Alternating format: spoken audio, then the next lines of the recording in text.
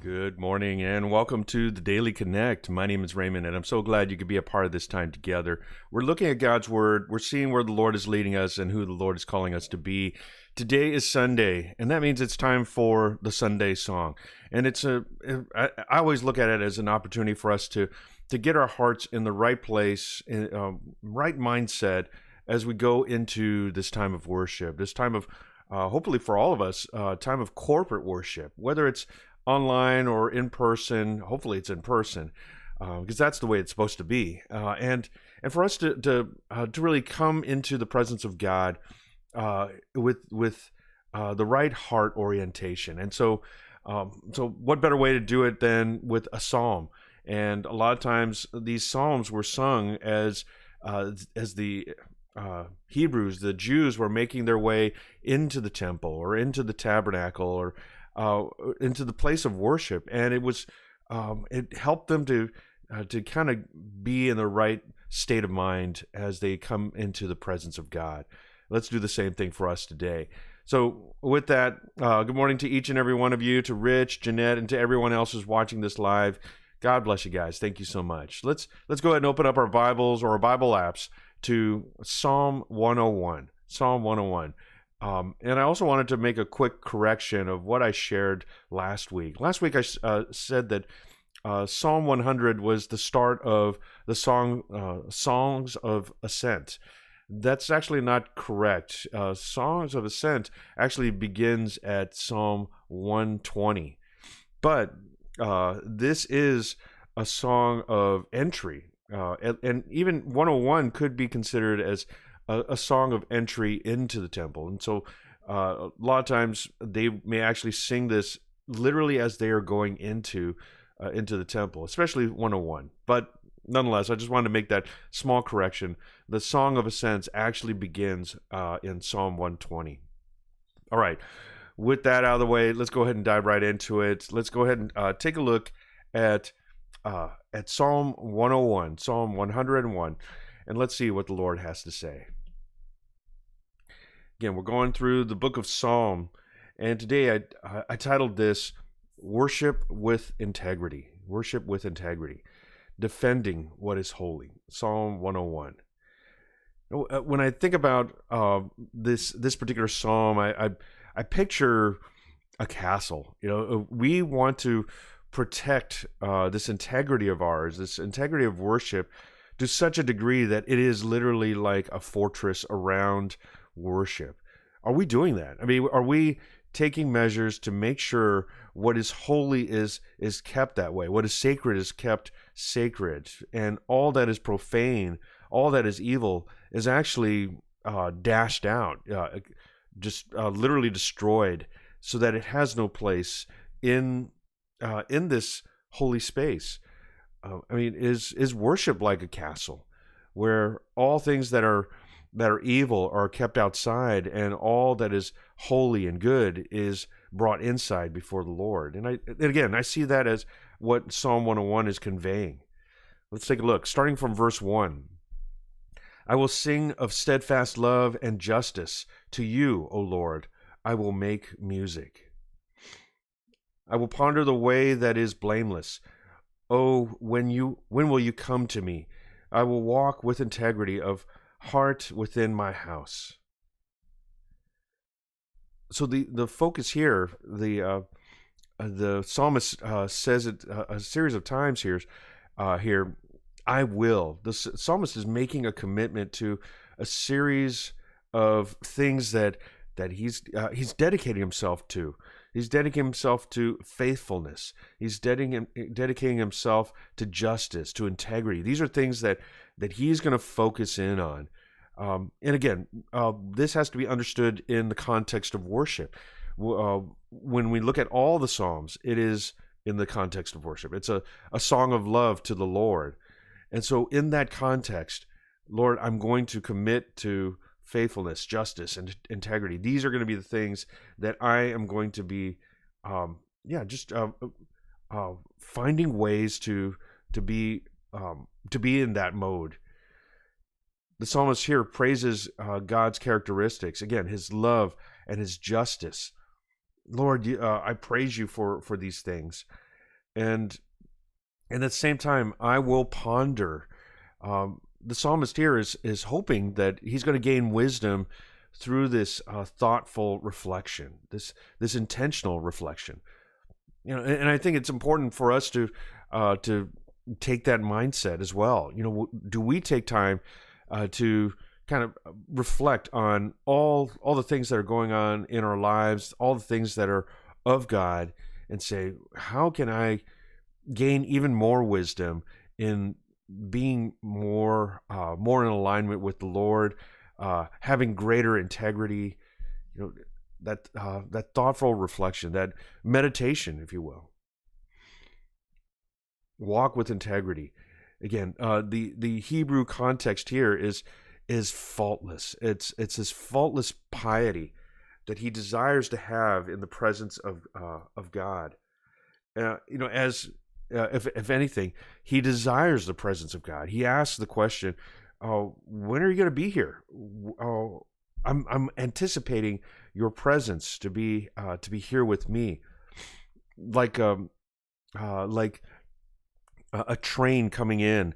When will you arrive? That's his anticipation. That's his desire, and he wants to have this faultless piety, this integrity that is on display for the Lord to see.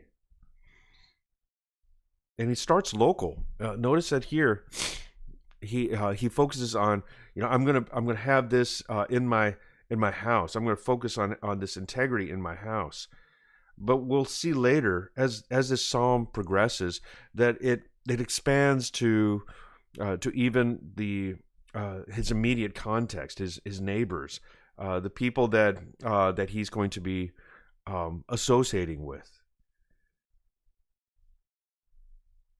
Let's continue. Verses 3 through 5. I will not set before my eyes anything that is worthless.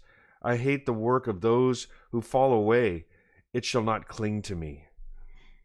A perverse heart shall be far from me. I will know nothing of evil. Whoever slanders his neighbor secretly, I will destroy. Whoever has a haughty look and an arrogant heart, I will not endure. And what are you seeing here? We see that the psalmist here has this commitment to rejecting all things evil within himself, evil that is around him. He's not going to tolerate any forms of evil around him. When he says not cling to me, he basically is saying all things that are not helpful with his walk with the Lord, he's going to drop. If these things have weighed me down, if these things literally have take me away from God, I am going to let it go. I'm going to drop it. And all forms of evil behavior of other people, whether it's slander, arrogance, and the like, they will be rejected. I think it's important to be mindful of the influences that we have around us, whether it's friends, whether it's even social media. Is it a positive influence on our walk with the Lord, our worship of God?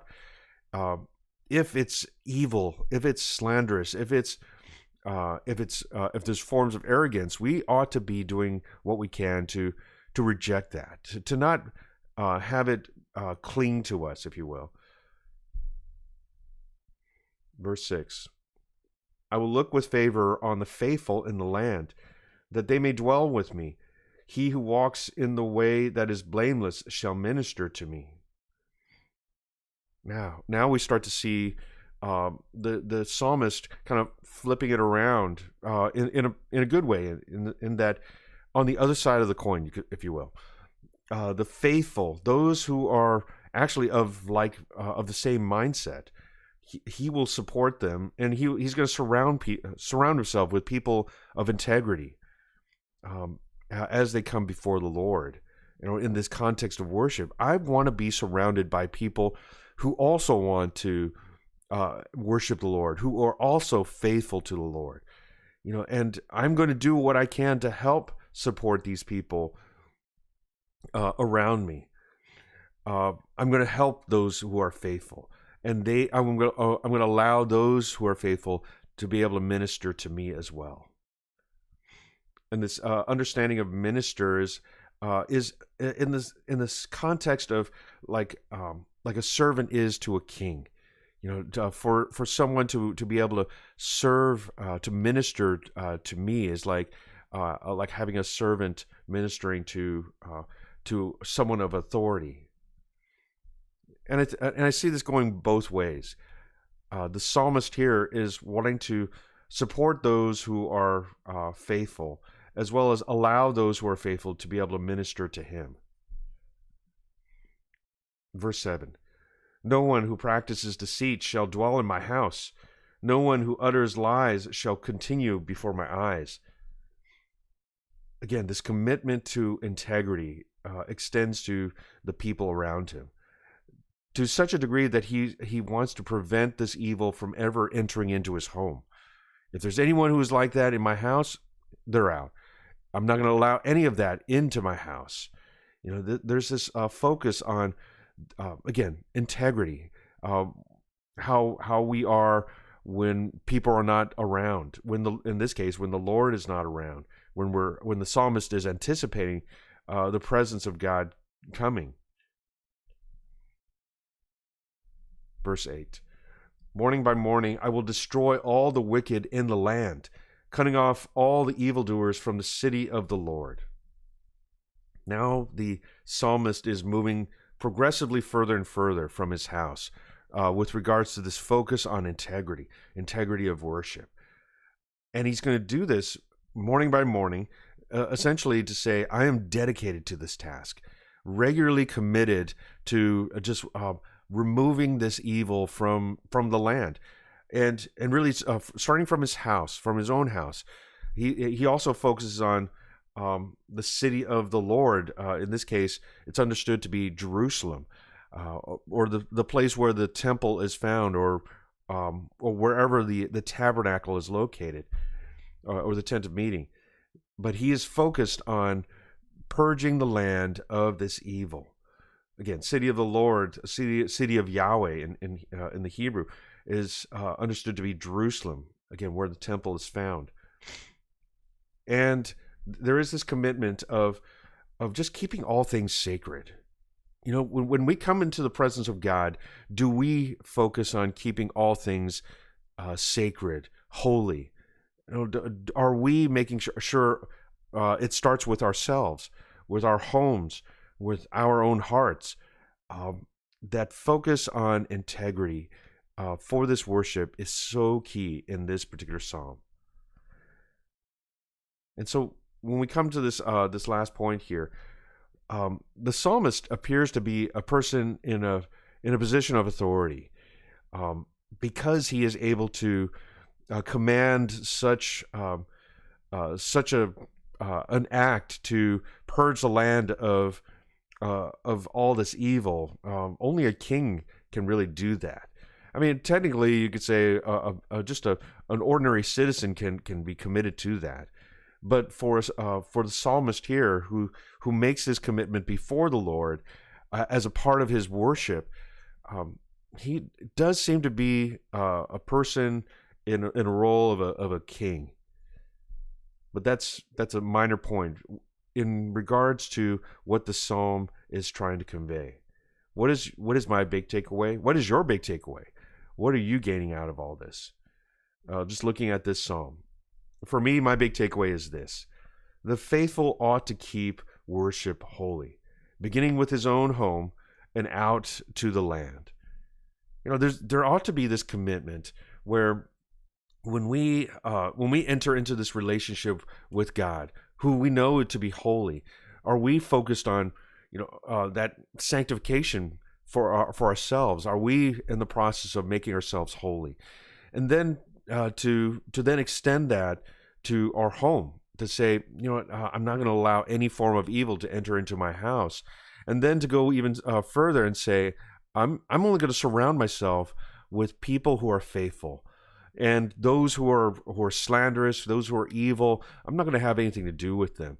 And then to go as far as saying, the house of worship, I'm going to make sure that that also has forms of holiness that is kept intact, and everything else is extinguished. And then to go even further and saying, the land, I'm going to do what I can to keep the things that are holy intact, and all that is profane, all that is not holy, to be removed.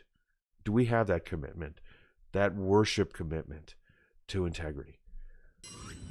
Amen. All right. Thank you, everyone, for sharing in this time together, for looking upon God's word, and to be reminded, again, just looking at Psalm 101, not only is it a song of entry, not a song of ascent. Again, my apologies for that confusion, but it is a song of entry. As we are coming into the temple, if you will, and with the psalmist's mindset here, the focus is on sanctification, on not only making himself holy and being focused on that, but also for his home, for the people around him, for the places of worship, and then ultimately for the land. We need to be focused on making all things right before the Lord. I mean, with this desire, this anticipation that he's going to be arriving very soon, and so we want to have this integrity of worship. So let's make that a top priority in our lives from this day forward. All right. With that, God bless you guys. Thank you, Joanna, for popping in, and Jeanette and Rich for spending this time together. Have a great day. Thank you for carving out the best part of your day and giving that over to the Lord. I truly believe God's going to bless you through that. Looking forward to seeing you all soon. Take care.